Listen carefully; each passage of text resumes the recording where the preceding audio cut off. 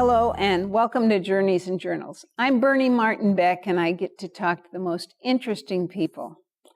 Since our TV now goes from Southern Washington to Northern California, my guests come with a wide variety of stories. California, here we come. Meet my guest, Daryl Wheeler. Welcome to Better Life. So where's home for you nowadays, Daryl? Wairika, California. And Wairika is a unique and old town, isn't it? It's an old gold mining town. Shafts of gold ran through the town, through the city. Sometimes they have caved in, and it's quite an interesting area. You use the term shaft. Is Mining that like shafts. a mining tunnel? Yeah, mining shafts. Yes, it was a mining town. And they honeycomb your town and... Yes, different areas, yes. Oh, my, didn't know that. That's one of the disadvantages of living over a mine. That's right. Have you done some mining yourself? No, I've thought about it. I was thinking about buying some property that was reportedly to have gold on it. And I think a friend of mine has purchased it himself. Well, this guy works in gold. I'll tell you, he may not mine for it, but he puts it in my mouth, or your mouth, or other people's mouths. Yes. How long have you been a dentist? I've been a dentist for 46 years. I've practiced 44 years in Wairika. Oh, my goodness. Now, what took you to Wairika? Well, I had a dentist and his wife came to me when I was in Medford and said they need one in Wairika, and would I be willing to come down there? And so he encouraged me to come down, and so I drove down and started a little practice in a real estate office where people sat in a couple of chairs right close to where I was working, and I had the answering service there in town do my booking, and it became very busy in Wairika, and so moved my wife and I and our children to Wairika. It reminds me of, I used to work in the woods. My father had a logging operation, and we logged out of Siskiyou County, logged down the river, and my wife, Carol, and I lived, when we were first married, our first year, in the Red Barn trailer court. And we were in a little trailer, and it was hot and terrible, and, the first year, things are kind of tough, and my wife said, I don't know where we're going to go when you decide to practice, but I don't want to go any place but Wairika. And so shortly thereafter, we moved to Wairika, and it's been a great blessing, a blessing to our family. We have loved it. Well, you mentioned that you had, this was a part-time dental office? Right. I only worked a couple of days a week in Wairika, and the other days I worked in Medford. And then I moved my whole practice to Wairika. Well, now, who was your dental assistant in those days? My sister, Gail, was my dental assistant, and we'd drive back and forth a couple of days a week. Rain, snow, sleet, and hail. That's right. Because that's a tall mountain. I just learned that's the highest mountain on I-5. True, but didn't seem to slow us down. It really... I got to where I could see that, in making choices, we make choices as to what we'd like to do. I could see that the opportunities for what I wanted to do were better in Wairika. There were a lot of things that I liked. I love fishing, and the Klamath River is right there close, and I just... You happen to have an old fishing pole. And it I is... have a lot finer fishing equipment than a pole. Oh. I'm looking at your pole. In fact, I was just fishing, just kind of sidetrack. I was just fishing this last Sunday up on the Rogue at the mouth, salmon fishing. You're not impressed with my fishing pole. No, I'm not. But in any case, there are a lot of things that I liked about Siskiyou County. I loved the mountain. I think Mount Shasta is one of the most beautiful mountains. And I love the area. There are just a lot of wonderful people in Siskiyou County. Well, this fishing pole happens to be a bit of history in case you don't recognize the fact. It kind of looks historical. I had a bamboo fishing pole, but they really wanted that for down in the museum in Galice, or one of the old homes there, and I said, sure. Well, then my friend, when I told him how I wished I had another bamboo pole, because I guess that's the way they used to be. Right. Uh-huh. I got this at his auction, and Bill Young was one of my history.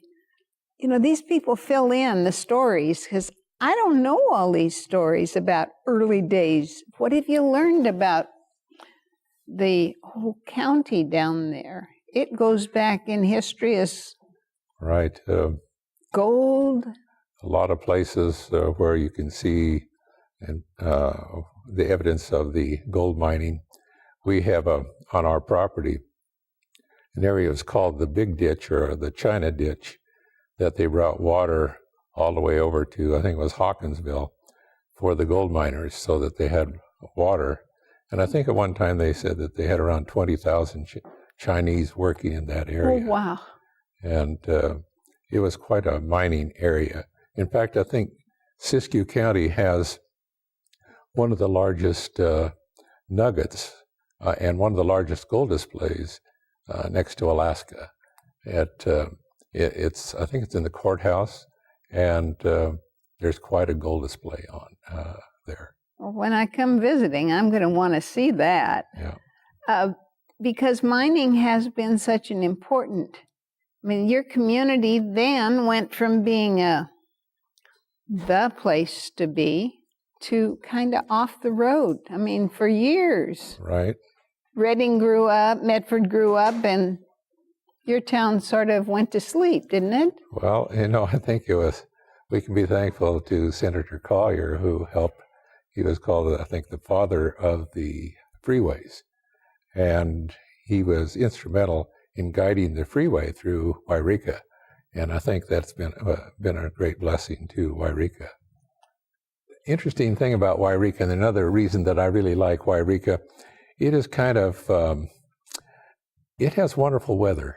Oh, in fact, when it's foggy in Medford and the surrounding areas, Wairika usually is sunny. And so it's kind of a area that we have a little better weather than a lot of places. Go ahead and brag. You've got every right. You know, it's interesting. I know we don't have a lot of population in Wairika, but I can only tell you that it's one of the most wonderful places to raise a family.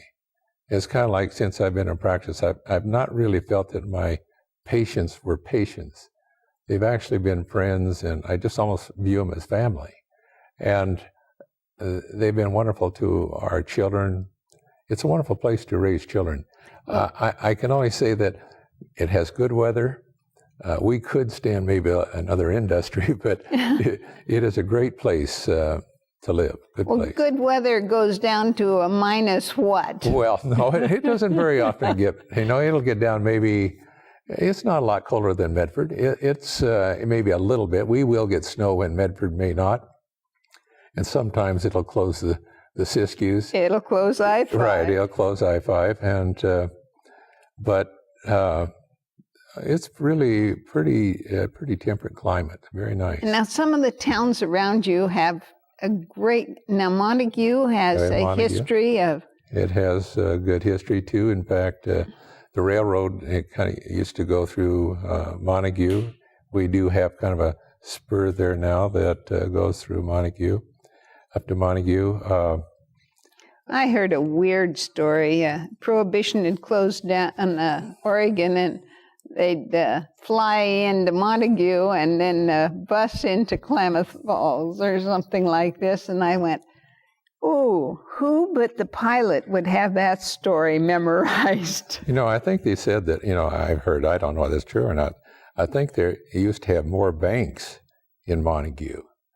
Now, I don't know of any banks there now, but a long time back, yeah.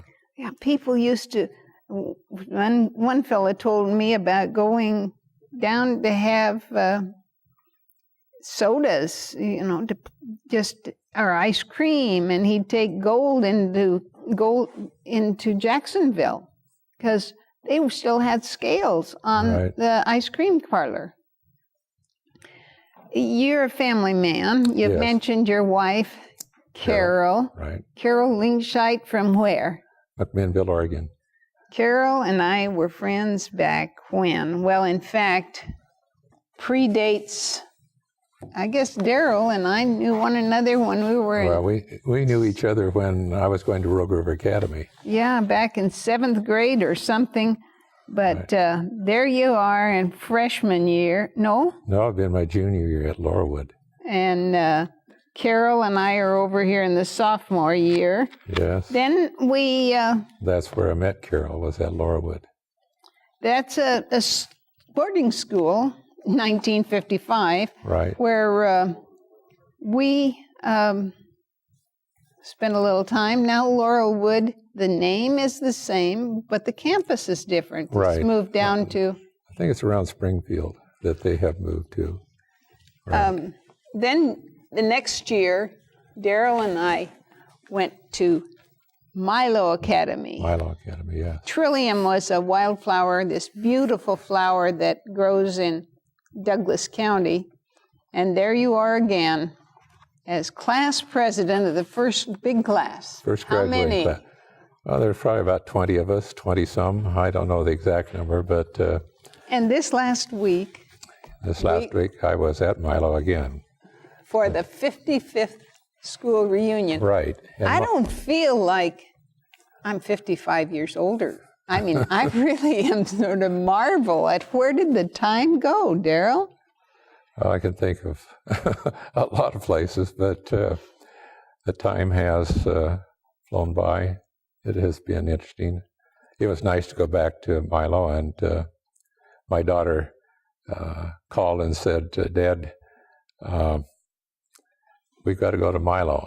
And she says, my granddaughter is at Milo this year. And so I said, okay. And they called and then wanted me to take part in the service there at Milo. And but next year is supposed to be our 55th year from graduating from Milo. So that's supposed to be another big time that there'll be quite a few of our class there. And I was just there that one year and didn't graduate from it, but here again, our paths crossed. And when you met this young Carol Lingscheit, she and I were already friends. And I think it's, how long since you guys got married?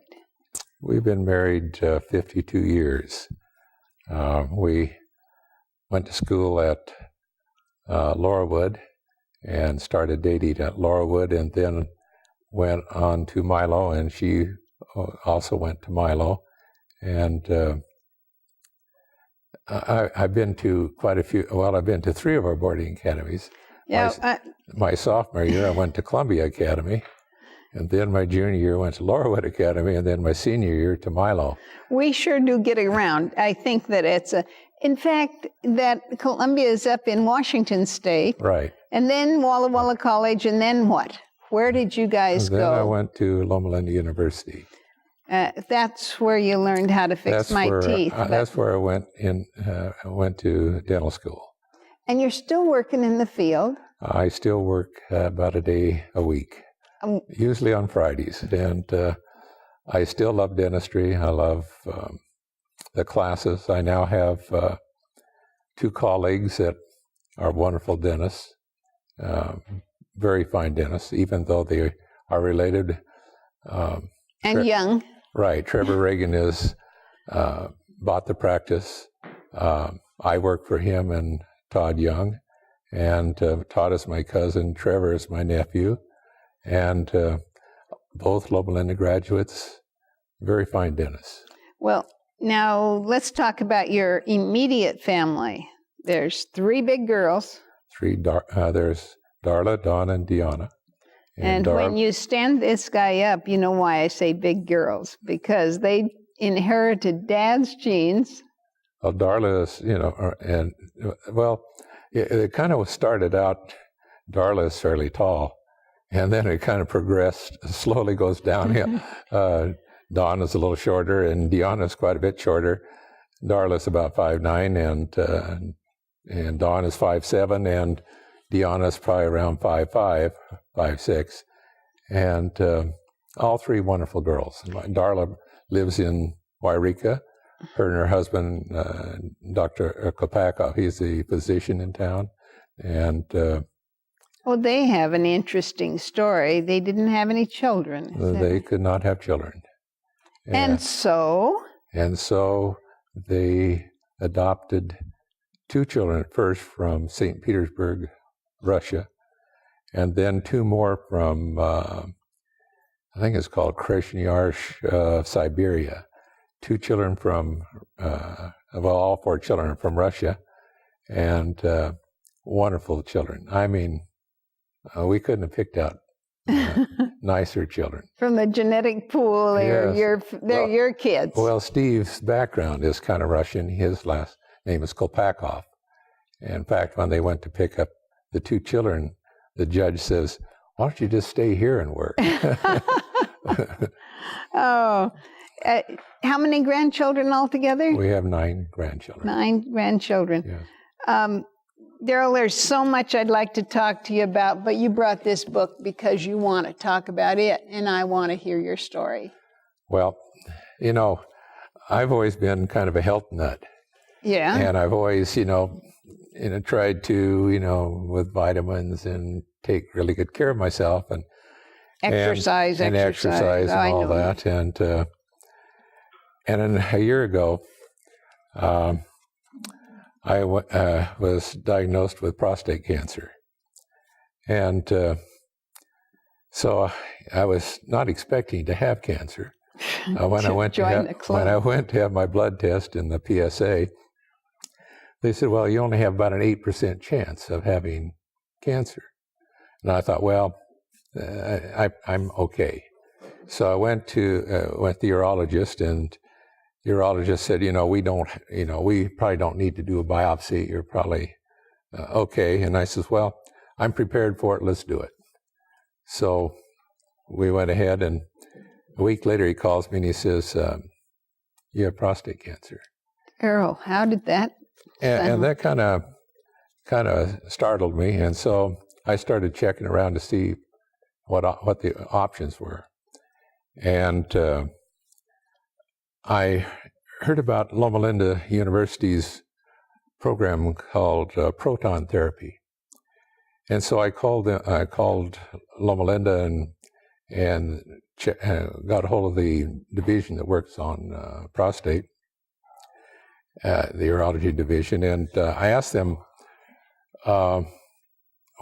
could you tell me a little bit about the proton therapy? And they said, yes, we can. We'll send you a book. And this is the book, and I read it. It says, "You can beat prostate cancer, and you don't need surgery to do it." Oh, wow. It's written by Robert Marchini, and it's on the internet. If you ever get cancer or prostate cancer, look under proton therapy. And Loma Linda is one of the leading universities, medical schools on proton therapy. And so last year, I had them set me up, and I took my fifth wheel down there, and I stayed at Loma Linda for 3 months in treatment. 3 months? Yeah, it is, I think, if I remember right, it's 45 days of treatment, of which I can only say that, I had lots of people praying for me. And it was such a nice kind of treatment that I was afraid to tell them how good I was doing and how much fun I was having. I was playing golf almost 3 days a week while I was down there. Oh. And Lynn Martell, who you've probably seen on Loma Linda broadcast, is kind of head of the program, outreach program on proton therapy. And so he was kind of in charge of the golfing. And so we'd play golf quite a bit. And I was afraid to tell people, what a good time I was having for my fear, doctor and I. for fear they would quit praying for me. And so anyway, it was a nice, it was a treatment that had very little side effects with hardly anything. And when you get through, each day of treatment, you go in there and it's about 15 minutes total, and you're gone. And then you can play golf the rest of the day. You can do whatever you want. And it was a nice way of treating something that can be lethal. My father died of prostate cancer. I watched him die of prostate cancer, and didn't want to go there. Well, it wasn't. It's only been going for about 20 years. In fact, I think they're having their 20th. This October will be their 20. I think it's 20 years of proton treatment. They've treated people all over the world. So many number of people in our area in Wairika have been treated down at Loma Linda in prostate and in proton therapy. I can't recommend it enough. And just tell you that if a person is diagnosed with prostate cancer, I think that it is a wonderful option. I think they ought to check all the different options, but I think it is a wonderful blessing for people who have been diagnosed with prostate cancer.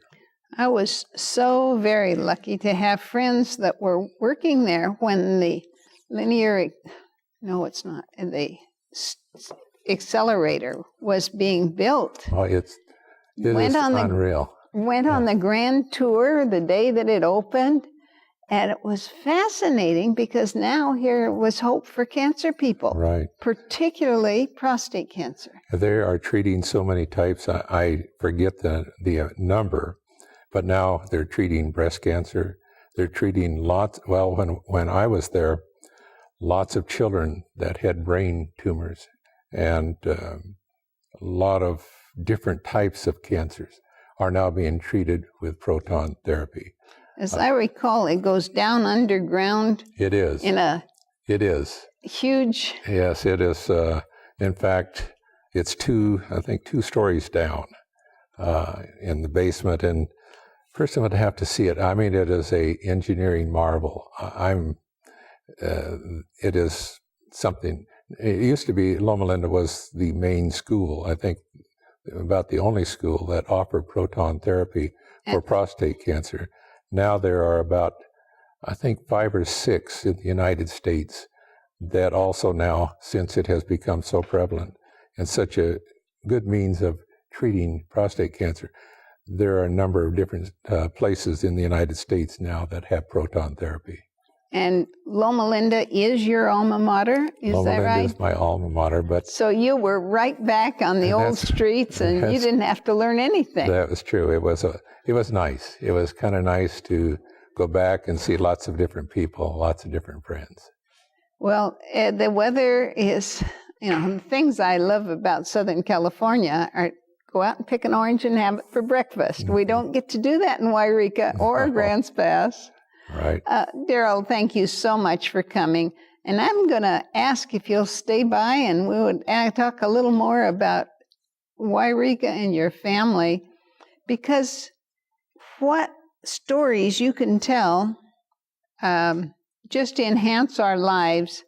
There is so much of the sharing one another's stories.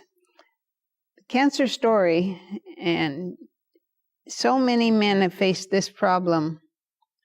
And thanks for filling us in on how you have not only survived it, right, But would you say you came through with flying colors? Right. I think that so many men that have been through it would say the same thing. A number of my friends had gone through it before. Number that some that had gone through it 12 years ago. Lots of them that I had called and talked to that had gone through it many, many years ago. And you're willing to talk to guys now, yes, right? Right. Yes. That's the neat thing. The tough stuff we've been through, let's not keep it to ourselves. Let's share it. Right. And the good stuff too. Thank you so much, Daryl, for coming all the way over the mountains. And tune in. We're going to talk a little more about some of the other fascinating things. I'm Bernie Martin Beck, and I get to talk to these people. Wow. Their stories just encourage me so very, very much. Thanks for tuning in.